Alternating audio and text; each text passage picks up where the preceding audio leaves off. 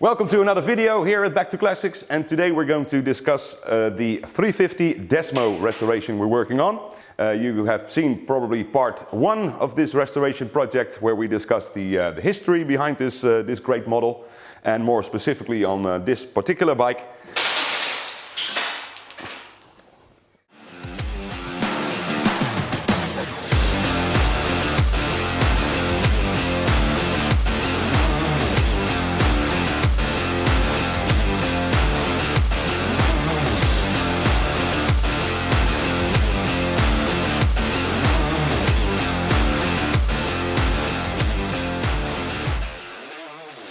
So far we have gone a little further with suspension parts and on a few other things, and today we're going to dive into the wheels and more specifically the brakes, the drum brakes.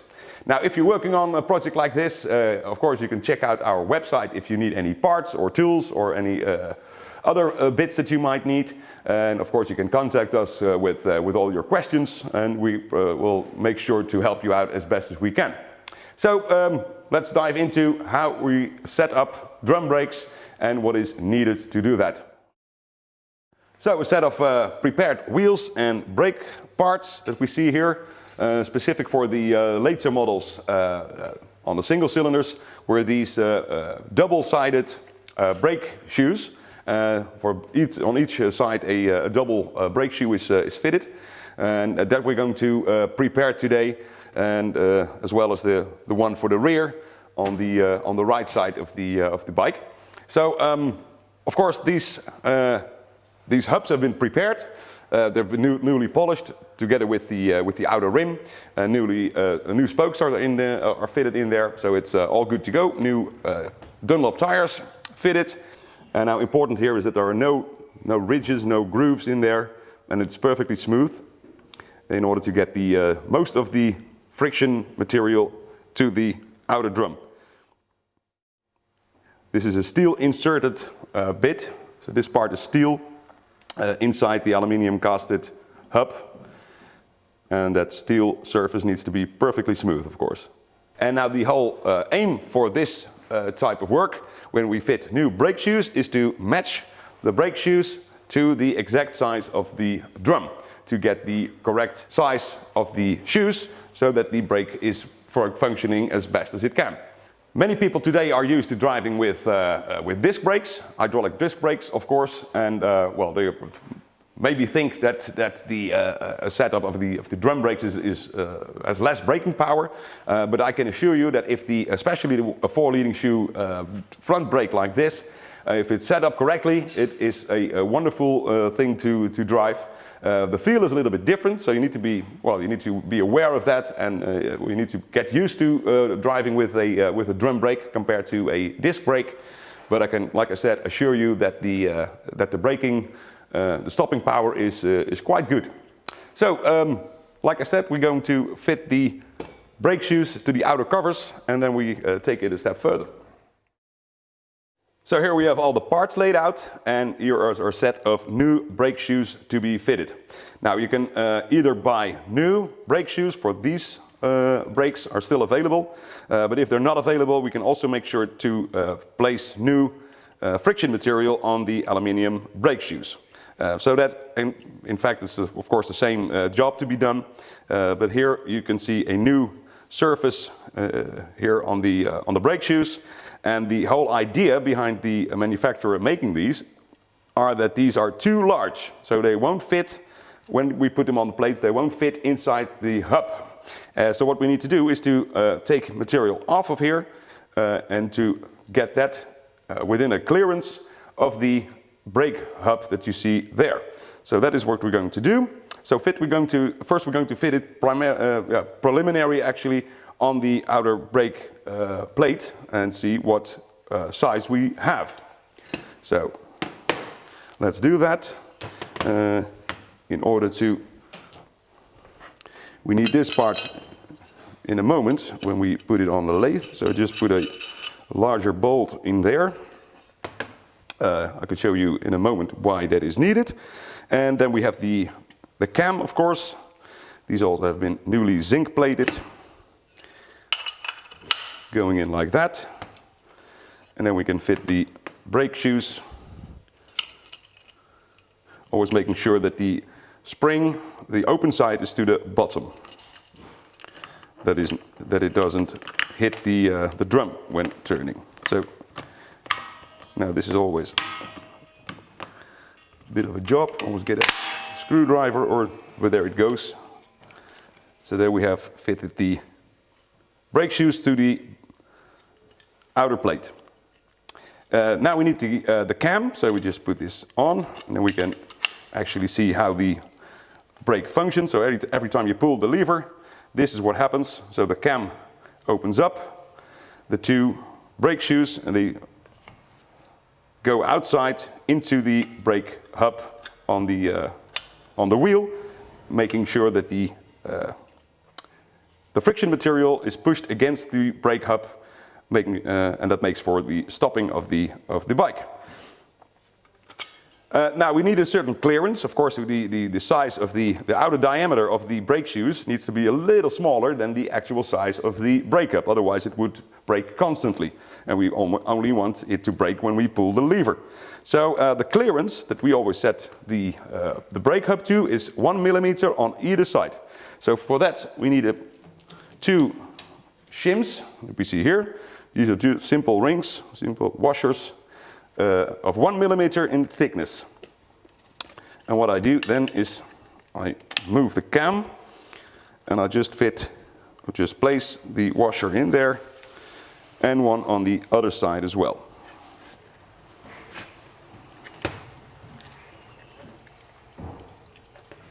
There we go. So, and then with a screwdriver I can push it a little bit further to make sure that it is in the right place. So now on the cam there are two 1 millimeter washers on either side, making the outer diameter a little bit larger than it usually was. That's giving us the clearance.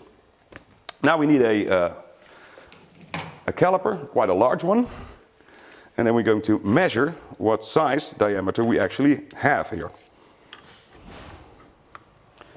And looking closely, I see that we are at 182 millimeters outer diameter. And that size needs to be exactly the same as we find on the inside, the inner diameter of the hub, after it has been machined to get this smooth surface on the brake hub. So we're going to also measure that one. And I immediately see it's a little bit smaller. Look at it very closely.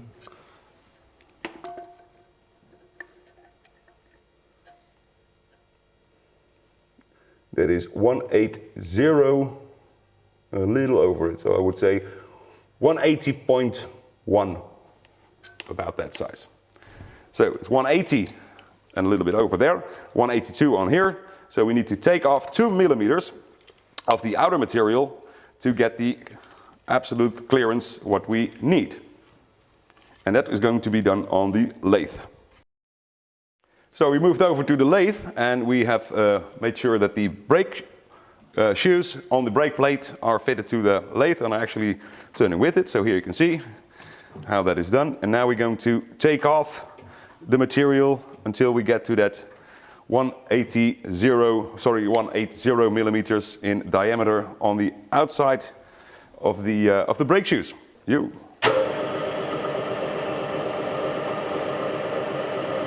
So I'm doing a first run to make sure where the 0 is. Set it here at 0.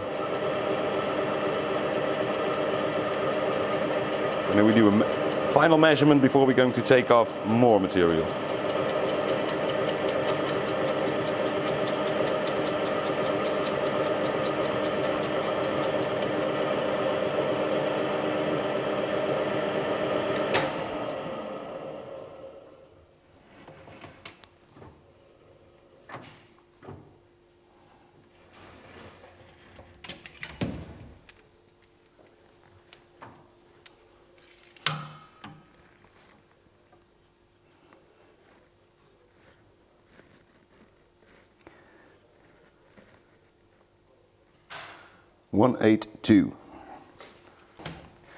So we need to go a little bit further.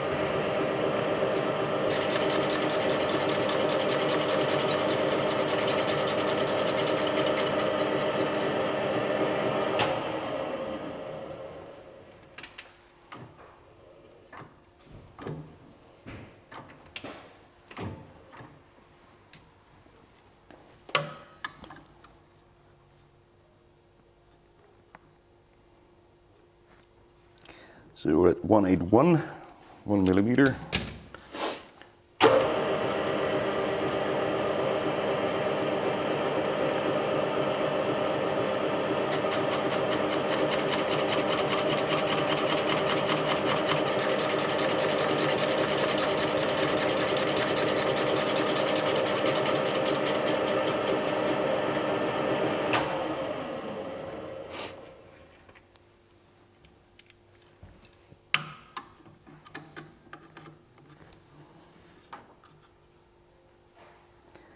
And we are there. Yes, perfect. It does make a mess. Okay, so now we have determined the outer diameter of this set of brake shoes. Now final job here is to make sure the edges, because the wheel is will be turning in this direction, and when the brake is applied and the shoes go outward, this edge here could be, well, it's important to get a good feel on the brake lever when you pull it, that it is not biting too much inside the brake shoe. So I always make sure that the edge here, that is grind down a little bit, especially on this one, because here it will be first to take the shoe and the other one in the other direction. But we'll make sure that all the edges, so all 4 edges, are grind down a little bit. And we did it with an old-fashioned file, so let's get that out. So these edges here, we need to make sure that these are ground down a little bit.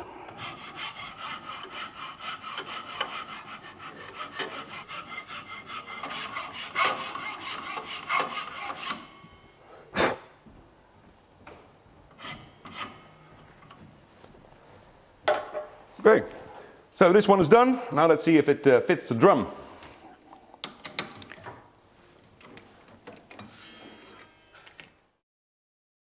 So now with the brake outer plate done, we need to remove the 2 shims that we have fit in there earlier. So here is one, because that is the clearance that we were looking for. And here is the other one. There we go.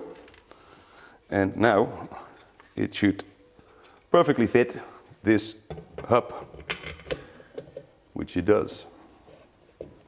So let's see if we get a well-functioning brake on this side.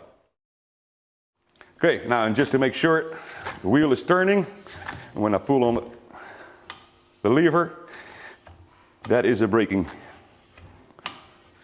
And it's braking very well. So that's one side done, 2 to go.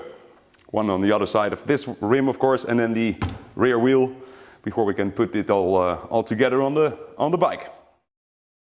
So with both sides of the brake, the front brake now machined and good to go, I was able to fit it all together. Now we have here the finished front wheel with the brake setup, as well as the front mudguard now fitted. And as you can see on both sides,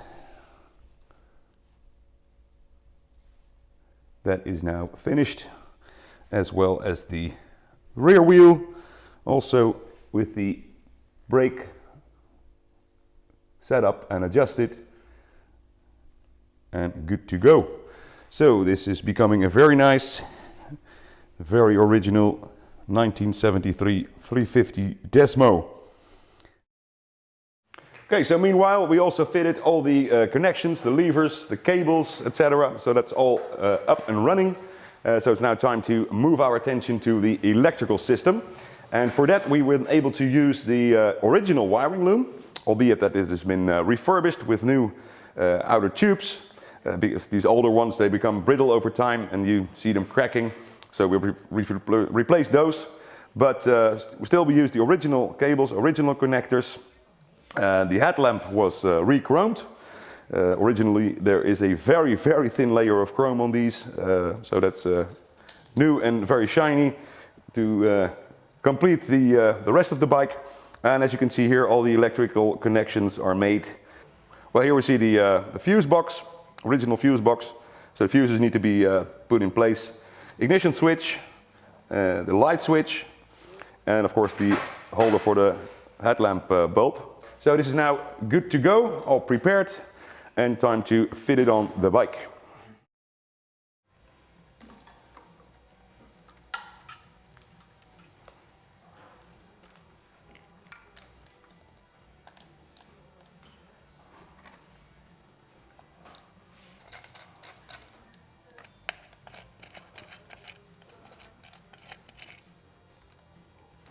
Okay, so now we have the connectors here. These are for the instrument lighting.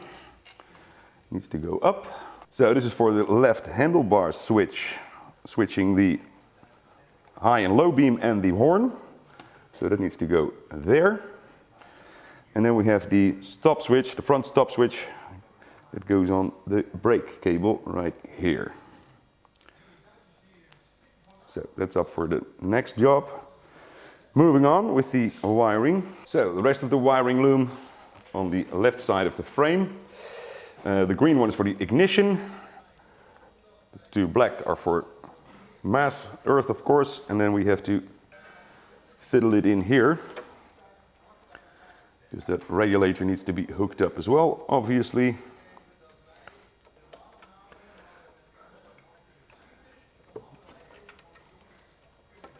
So we get these in on the lower side. That's right.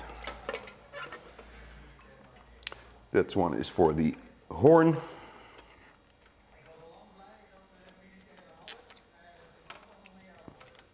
Which we'll be putting there.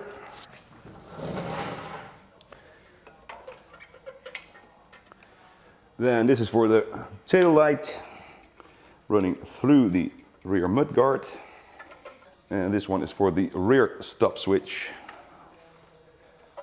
which is located here.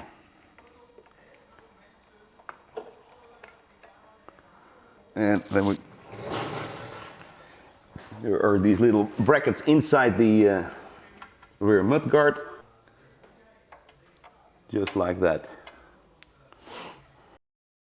So, as you can see, nearly done with this restoration. Some electrics need to be finalized, and then obviously the seat needs to be upholstered. So we have all the things ready for that. So it is, like I said, is nearing completion. So in the next video, with this bike will be featured, we will take it to the road and test ride it before we can absolutely finalize the project and send this bike to its owner. So more in general, be sure to check out our YouTube channel, other social media channels, as well as our website, of course, where you can find a lot of information on classic Ducatis parts. Be sure to contact us if you need any advice on new purchases or perhaps restorations that you're working on. We'll sure be able to help you out with a lot of questions you might have. So that concludes another video here at Back to Classics. Thank you very much for watching. Toodle-dokie, see you next time.